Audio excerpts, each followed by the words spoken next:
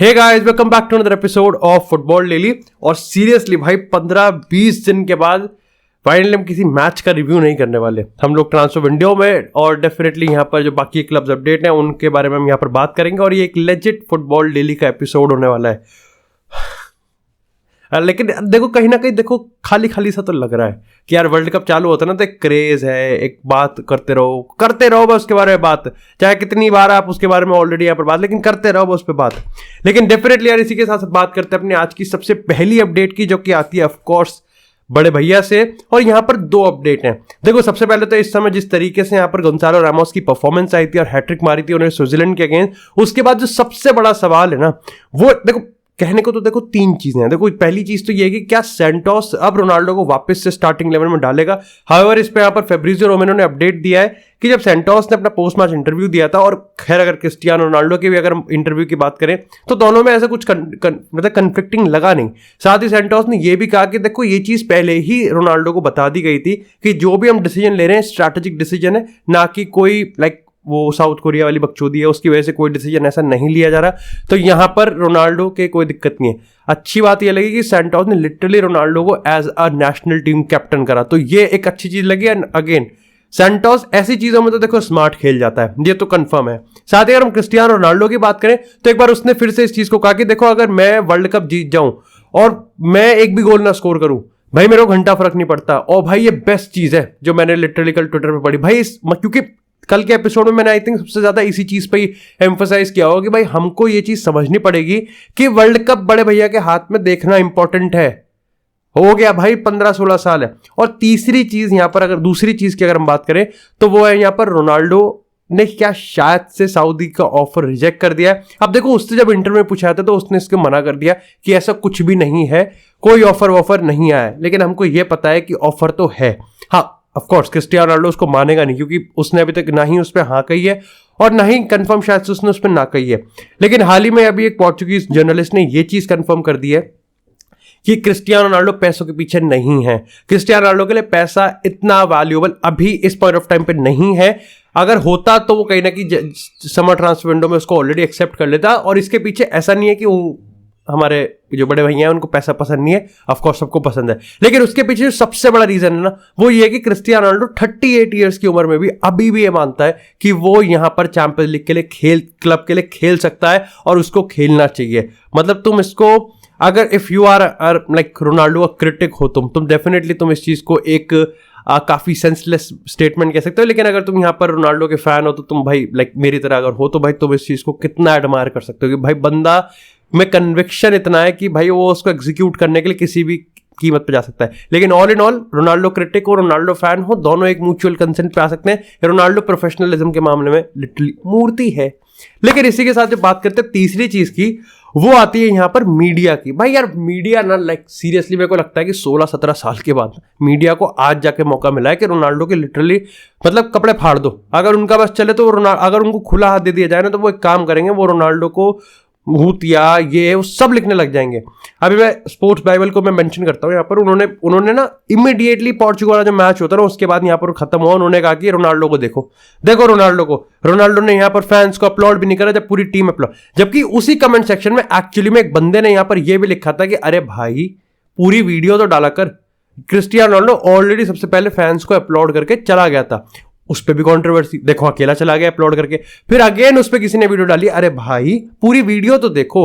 Ronaldo already अपने teammates को गले मिलके जा चुका था, गले मिला, फैंस को अपलोड करा और फिर चला गया। अब अगेन इसमें दो सेक्शन बढ़ जाते हैं। अरे भाई देखो तो अकेला चलता है, एक है कि अरे भाई देखो वो तो क्या कहते हैं कंट्रोवर्सी चाहिए, उसे हेडलाइंस चाहिए, ये चलता रहता है। लेकिन इसी के साथ आगे जाने से पहले let's actually talk about an application जो कि भाई if you are a football fanatic like me तो भाई तुम्हारे फोन डिवाइस में वो जरूर होना चाहिए। और वो कोई और एप्लीकेशन नहीं है बल्कि है one football app, a complete football house package for you just with in one click away. और डेफिनेटली आप यार उसको डाउनलोड करें, इंस्टॉल करें मेरे दिए गए लिंक इन डिस्क्रिप्शन से। भाई अगर तुमको ट्रांसफर रूमर्स चाहिए, अगर तुमको फुटबॉल कमेंट्री चाहिए, अगर तुमको यहाँ पर लाइव स्कोर्स चाहिए, स्टैटिस्टिक्स चाहिए, रिकॉर्ड्स चाहिए, लाइव अपडेट्स चाहिए, और तुम्हारे फेवरेट प्लेयर, तुम्हारे फेवरेट क्लब के रिगार्डिंग 24/7 अगर अपडेट चाहिए, then one football is the place for you. Definitely भाई, काफी सारी स्टोरीज तो मैं खुद यहाँ पर पढ़ता हूँ वन फुटबॉल से, तो डू मेक श्योर कि आप यहाँ पर लिंक इन द डिस्क्रिप्शन से जाकर वहां पर इंस्टॉल करें and definitely be a football fan 24/7। लेकिन इसी के साथ बात करते हैं अब थोड़ी सी रियल मैड्रिड की। तो भाई रियल मैड्रिड इस पॉइंट ऑफ टाइम पे देखो 2 के पीछे है, एंड्रिक नहीं 3 के पीछे, एंड्रिक, बेलिंगम, चैंपियंस लीग चौड़। देखो अगर हम यहां पर सबसे पहले एंड्रिक की बात करें, थोड़ा सा मामला यहां पर घूम जाता है। देखो पैसा ना हर डील को देखने का तरीका बदल देता है। अब सबसे पहले अगर यहां पर इस डील की बात करें तो ये तो कंफर्म भाई 92 मिलियन दिए हैं पीएसजी ने एंड्रिक के लिए, और एक आई थिंक एक और प्लेयर है यार मैं उसका नाम भूल गया, इन 2 प्लेयर्स के लिए 92 मिलियन। सीरियसली मान के चलो कि 80 तो उसमें एंड्रिक के लिए ही है। अब अगर रियल मैड्रिड की डील की बात करें जो कि लिटरली क्लोज्ड है यहां पर और ऑलमोस्ट कंफर्म है, 95% कंफर्म है कि एंड्रिक यहां पर रियल मैड्रिड ही आ रहा है, वो है यहां पर 60 + 12 यहां पर टैक्स है या फिर कमीशन है। 72 मिलियन की ओवरऑल डील हुई है यहां पर। और ऑफ कोर्स तुम कहोगे, तुम्हारा सबसे बड़ा सवाल होगा कि क्या एंड्रिक 2023 में आ जाएगा? नहीं भाई, अगर हम बात करें जब तक वो 18 साल का नहीं होता, प्रोफेशनल कोड ऑफ कंडक्ट के हिसाब से 18 साल का उसको पहले होना पड़ेगा और उसके बाद ही यहां पर वो आ सकता है। खैर सॉरी यार, मैं रोनाल्डो के रिगार्डिंग एक और ट्रांसफर तुमको बताना भूल गया, एक और अपडेट बताना भूल गया, और वो ये था कि पीएसजी ने भी हाल ही में यहां पर एक चीज कंफर्म करी है जो नसर अल खिलाफी है कि देखो जब हमारे पास ऑलरेडी एम्बापे है, हमारे पास ऑलरेडी नेमार है और हमारे पास ऑलरेडी मेसी है, तो हम डेफिनेटली यहां पर रोनाल्डो को लाने का बहुत ही मुश्किल चांस है, और शायद से ना के बराबर है कि रोनाल्डो पीएसजी आएगा। उसने बेस्ट ऑफ लक का। और ये चीज देखो मैं तुमको पहले भी सारे पॉडकास्ट में कहता हुआ जा रहा था कि यार ये चीज नहीं हो पाएगी, मतलब बहुत ही कन्फ्लिक्टिंग है यार। एक ऐसा ड्रेसिंग रूम जिसमें ऑलरेडी इतनी बड़ी ईगोज हैं, उसमें आप क्रिस्टियानो रोनाल्डो को कैसे फिट कर सकते हो? और ऑफकोर्स जो रोनाल्डो को जिसको अपने हिसाब से चीजें चाहिए, ये सेम बाकी के 3 प्लेयर्स भी ऑलरेडी वहां पर कर रहे हैं, तो ये चीज बहुत ही ज्यादा मुश्किल थी। और साथ ही पता है एक प्रॉब्लम ये भी है कि इवन इफ अगर मैंने तुमको जो सऊदी वाली अपडेट दी है, क्या वो सही में सच है? देखो ये थोड़ा सब्जेक्टिव है। इसके पीछे का रीजन जो है वो ये है कि अभी तो इवन इफ क्या क्रिस्टियानो रोनाल्डो ये कहे कि हाँ मेरे को नहीं चाहिए, मैं पैसों के पीछे नहीं हूं, मैं चैंपियंस लीग फुटबॉल खेलना चाहता हूं, लेकिन एक चीज अभी भी हम कह सकते हैं कि रोनाल्डो का जिस तरीके से कैंपेन जा रहा है, ये कहना अभी भी काफी ज्यादा मुश्किल है कि कौन सा champions league playing football club उसको एक्चुअली में कॉन्ट्रैक्ट देने वाला है। अब हाँ 6 महीने के लिए इट इज अ पॉसिबल, लेकिन 6 महीने के बाद शायद से हम देख सकते हैं कि रोनाल्डो यहां पर सऊदी चले जाए, but it's inevitable, definitely inevitable. और मेरे को लगता नहीं है कि अगर रोनाल्डो सऊदी को अभी रिजेक्ट कर देगा तो सऊदी का जो ऑफर है वो बाद में नहीं आएगा भाई, डेफिनेटली आएगा, क्योंकि बियॉन्ड फुटबॉल रीजंस की एक डील जाएगी, एम्बेसडर बनाया जाएगा, लाइक बहुत सारे ऑफ द पिच फुटबॉल के यहाँ पर क्लॉजेस दिए जाएंगे। और तुम देखो ना रोनाल्डो को जो 200 मिलियन पर ईयर दिख रहे हैं उसमें 70-80 ही यहाँ पर फुटबॉल, बाकी सारे तो इंसेंटिव्स हैं जो बोनस उसको मार्केटिंग वगैरह के मिलेंगे, और ये रोनाल्डो बिल्कुल भी नहीं छोड़ना चाहेगा। ऑफकोर्स डेफिनेटली अगर वो यूरोपियन फुटबॉल एक लास्ट चैंपियंस लीग डांस वाला अगर जो हम कह रहे हैं उसको कंप्लीट करने के बाद तो नहीं। लेकिन अगर बात करें यहाँ पर वापस से एंड्रिक वाली डील की, तो एंड्रिक वाली डील में ना पता है मेरे को अभी क्या लग रहा है कि यार मेरे को शायद से लग रहा है कि नेमार के बाद ना हमने शायद से कोई ब्राजीलियन छोड़ा ही नहीं है, और ये जो रियल मैड्रिड का ब्राजीलियन में इन्वेस्ट करना हो रहा है ना, चाहे हम रॉड्रिगो की बात करें, चाहे हम यहाँ पर बात करें विनीसियस जूनियर की, चाहे हम बाकी के ब्राजीलियंस की बात करें, ईडर मिलिटाओ हो गया, तो ये कंफर्म होता हुआ दिख रहा है हमको कि हाँ रियल मैड्रिड की जो रिक्रूटमेंट स्ट्रैटेजी है वो बहुत ज़्यादा सक्सेसफुल है, लेकिन 100% सक्सेसफुल नहीं है। अगर हम रेनर की बात करें जिसको डॉर्टमुंड भेजा था वो भी ब्राजीलियन था, खैर, लेकिन आई थिंक यहाँ पर ये चीज़ तो कंफर्म है, और ये चीज़ कुछ को अच्छी लगेगी कुछ को नहीं। हालैंड का आई थिंक जो ट्रांसफर है वो ऑफ हो चुका है, क्योंकि 2023-24 के उसमें ही वो आएगा एंड्रिक, आज जब वो 18 साल का हो जाएगा। और यहां पर अभी ये भी कंफर्म नहीं है कि किलियन एम्बापे को लेकर रियल मैड्रिड की क्या स्ट्रैटेजी होने वाली है और किस तरीके से वो उसको लेके आएंगे, लेकिन हाँ जहां तक मेरे को लगता है कि अर्लिंग हालैंड को ये साइन नहीं करने वाले, इसलिए इतनी बड़ी डील, मतलब जो आदमी अभी 18 का भी नहीं हुआ है उसके लिए ऑलरेडी 60 मिलियन रियल मैड्रिड ने खर्च कर दिए, तो भाई कुछ नेक्स्ट लेवल एल्गोरिथम लगी होगी इनकी। लेकिन इसी के साथ यार बात करते हैं अब थोड़ी सी बेलिंगम को लेके। देखो बेलिंगम तो कंफर्म है कि ऐसे रियल मैड्रिड उस रेस में अब नहीं जीतेगी। 2 रीजन है। पहला रीजन ये है कि जो बिडिंग वॉर है वो 140 पे होगा भाई, और 140-150, और लगभग जब यहाँ पर आपने 70 मिलियन खर्च कर दिया एंड्रिक पे, तो यहाँ पर मेरे को शायद से चांस लगता है कि रियल मैड्रिड जाएगी। और दूसरी चीज है कि भाई अब यहाँ पर बेलिंगम ये मान के चल रहा है कि मैं भाई लिवरपूल में जाके एक लीडर बनूंगा। 2 रीजन है। सबसे पहले बात तो जो उसका गाइड जिसको गाइडेंस जो गाइड कर रहा है उसको, वो है यहाँ पर हेंडरसन, और हेंडरसन आपको पता है कि लिवरपूल में काफी ज्यादा रेप्यूटेड है। साथ ही अगर हेंडरसन की खुद की पोजीशन की बात करें तो वो भी लिटरली आज नहीं तो कल खाली होने ही वाली है। ऐसे में परफेक्ट है कि वो यहाँ पर एक नया स्टीवन जेरार्ड बन सकता है लिवरपूल का। अगर रियल मैड्रिड की बात करें तो रियल मैड्रिड ने इसको बहुत क्लियर कर दिया कि देख भाई स्पोर्टिंग रीजन है तो आ जाइयो, अगर तेरे को कुछ वो चाहिए कि मैं रियल, तो भाई वो सब सपना देखते हैं, लेकिन रियल मैड्रिड में ऐसा कुछ नहीं है कि लाइक तू ही तू होगा, है ना। अब यहां पर मेरे को एक सिंपल चीज कहनी है, मैं चाहता हूं कि यार बेलिंगम रियल मैड्रिड आए, और बेलिंगम जैसा प्लेयर भाई कोई भी क्लब मिस आउट नहीं करना चाहेगा, लेकिन मैं ये भी चाहता हूं कि अगर ये नहीं भी आएगा ना तो मेरे को इतना दुख नहीं होगा, कंसीडरिंग द फैक्ट कि 160 150 जो भी होगा, और हमने 70 मिलियन ऑलरेडी खर्च कर दिए, लेकिन भाई real Madrid just for the sake कि हम यहां पर बेलिंगम को नहीं लेके आए, किसी और को मत लिया ना, और स्पेसिफिकली इन्फ्लेटेड प्राइस में तो मत लिया ना। और मैं यहां पर एंजो को भी कह रहा हूं और मैं यहां पर लोबोत्का को भी कह रहा हूं, अगर ये एक अच्छी डील पे आ रहे हैं तो ठीक है। मेरे को लगता है कि एंजो की बात करें या लोबोत्का की बात करें, 120 देना तो इनके लिए भी वाजिब नहीं होना चाहिए। लेकिन बात करते हैं यहां पर अब थोड़े से दूसरे वाले मैड्रिड क्लब की, यानी कि एथलेटिको मैड्रिड की। तो भाई वहां पर देखो उन्होंने साफ कर दिया, जो वहां के सीईओ है, जो भी है प्रेसिडेंट वगैरह, कि भाई देखो सीधी सी बात है, जाओ फेलिक्स, और लगभग 100% कंफर्म है जाओ फेलिक्स छोड़ के चला जाएगा एथलेटिको मैड्रिड को जनवरी में। देखो जिस तरीके से इनका सीजन जा रहा है, जिस तरीके से इनका पाथ जा रहा है, साफ पता भी चल रहा था कि या तो सिमियोनी को रखेंगे या फिर इस फेलिक्स को रखेंगे।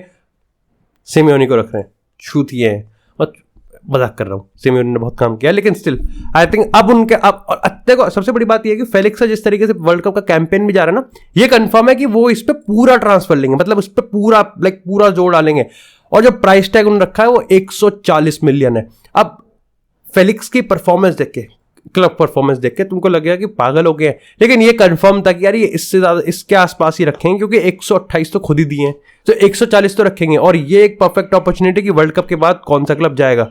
खैर जो सबसे बड़ा नाम आ रहा है वो ऑफकोर्स तुमने सोच भी लिया होगा, वो है यहाँ पर Paris Saint Germain. Luis Campos जनवरी में यहाँ पर लिटरली इस बंदे के जो एजेंट है उससे यहाँ पर मीटिंग करने वाले हैं। अब अगेन किस तरीके से फिट किया जाएगा, क्या किलियन एम्बापे इससे ट्रिगर होगा, लियोनेल मेसी का जो कॉन्ट्रैक्ट रिन्यूअल है उस पर क्या असर पड़ेगा, और नेमार की अगर हम बात करें तो वो यहाँ पर इस चीज को कैसे देखने वाला है, ये सारी चीजें हमको देखनी पड़ेंगी। क्योंकि जाओ फेलिक्स भी यार एक ऐसा क्लब है जिसमें एक ऐसा प्लेयर है जो बहुत बड़ी ईगो तो नहीं रखता, बट स्टिल ऐसा भी नहीं है कि उसको किसी और चीज से फर्क नहीं पड़ता, उसको भी प्रायोरिटाइज कॉन्ट्रैक्ट चाहिए। लेकिन इसी के साथ यार बात करते हैं थोड़ी सी नेशनल टीम्स की और वर्ल्ड कप की। अगर वर्ल्ड कप की हम बात करें तो सबसे पहले भाई अर्जेंटीना के लिए अच्छी खबर है, क्योंकि डी मरिया अब यहां पर ट्रेन कर रहा है बाकी टीम प्लेयर्स के, और साथ ही अगर हम बात करें यहां पर रॉड्रिगो डी पॉल की, तो उसके लिए भाई थोड़ी सी फट रही थी, क्योंकि रॉड्रिगो डी पॉल की बात करें तो भाई पहले ये आ रहा था कि रॉड्रिगो डी पॉल अलग ट्रेन कर रहा है और शायद से वो नेदरलैंड वाला मैच मिस कर सकता है, लेकिन डी पॉल ने खुद अपने इंस्टाग्राम पे इस चीज को अपडेट दिया है कि यस रॉड्रिगो डी पॉल ठीक है और सिलेक्शन के लिए रेडी है। भाई रॉड्रिगो डी पॉल की कैसी परफॉर्मेंस है, आप किस साइड रॉड्रिगो डी पॉल को जज करने किस साइड हो, अच्छे हो या बुरे हो, लेकिन एक चीज तो कंफर्म है रॉड्रिगो डी पॉल जैसी परफॉर्मेंस भाई बहुत ज्यादा इंपॉर्टेंट है। वो जो डर्टी बॉय वाला काम है ना, जो गंदा काम करेगा उसमें, मतलब गंदा मतलब लिटरली डर्टी प्लेयर जो होगा वो रॉड्रिगो डी पॉल है, और उसका नेदरलैंड जैसे मैच में फिजिकल मैच में होना बहुत ज्यादा इंपॉर्टेंट है। नॉकआउट में तो डी पॉल चाहिए ही चाहिए भाई।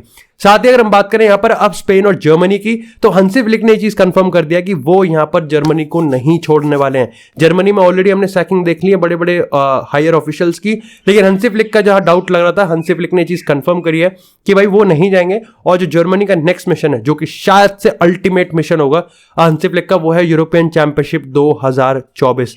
वही चीज है, वही बचा सकता है, और हंसी फ्लिक वहीं पर ही अपने आप को प्रूव करने वाले हैं। साथ ही अगर हम बात करें यहाँ पर स्पेन की, तो भाई लुइस एनरिके अपने अगले 1-2 दिन के अंदर यहाँ पर छोड़ देंगे स्पेन नेशनल टीम को। पहले भी बहुत ज्यादा हो रही थी, और यहाँ पर लुइस एनरिके मतलब को लग भी रहा था, मेरे को एनरिके का तो पक्का लग रहा था कि लुइस एनरिके तो पक्का छोड़ देगा स्पेन नेशनल टीम को, अगर स्पेन ने यहाँ पर लिटरली सेमीफाइनल से पहले कहीं बॉटल कर दिया। और अब यहाँ पर जो इस समय जो अंडर 21 के कोच है उनका यहाँ पर पूरा नाम दिया जा रहा है, आई थिंक लुई दी फेंटोपत ऐसा ही है, सॉरी यार, और उनका ही नाम यहाँ पर दिया जा रहा है कि वो यहाँ पर स्पेन के नए नेशनल टीम फुटबॉल के कोच बनने वाले हैं इस पॉइंट ऑफ टाइम पर। एंड आई थिंक यहाँ पर भाई सबसे पहले लास्ट में मैं एक ही चीज़ बोलना चाहूँगा कि भाई ईडन हज़ार्ड ने रिटायरमेंट ले लिया है बेल्जियम नेशनल टीम से। उन्होंने अपने मैसेज में लिखा है कि भाई अब जो नई जनरेशन है, फाइनली मेरे को लगता है कि जो गोल्डन जनरेशन का एंड अब यहाँ पर स्टार्ट हो चुका है। It is the beginning of the end. हमने ऑलरेडी यहाँ पर देख लिया ईडन हज़ार्ड ने रिटायरमेंट ले लिया, बाकी रिटायरमेंट नहीं लेंगे, बट स्टिल कहीं ना कहीं मेरे को लगता है कि this is the end of the golden generation. और थोड़ा सा देखो मजाक उड़ाने को मजाक उड़ा दो, लेकिन थोड़ा सा अजीब लगता है कि ये बेल्जियम टीम बहुत कुछ हासिल करने कैपेबल थी, लेकिन अपने पोटेंशियल पे कभी ये आ ही नहीं पाई। अब चाहे हम इसको मैनेजर के ऊपर ब्लेम डाल दें, चाहे हम यहाँ पर इनसाइड ड्रेसिंग रूम कॉन्ट्रोवर्सीज की डाल दें, चाहे हम यहाँ पर जो प्लेयर की खुद की ऑन पिच परफॉर्मेंस है उस पर डाल दें, whatsoever they failed to deliver and it's a very very pity. Thank you so much guys for watching this episode. Do make sure कि आपने अभी तक एपिसोड को लाइक नहीं किया तो लाइक करें, चैनल को सब्सक्राइब करें। आपको इस तरह फुटबॉल से एक्सक्लूसिव कंटेंट चैनल पे मिलता रहेगा। तब तक के लिए stay tuned, stay safe and I will see you in the next episode.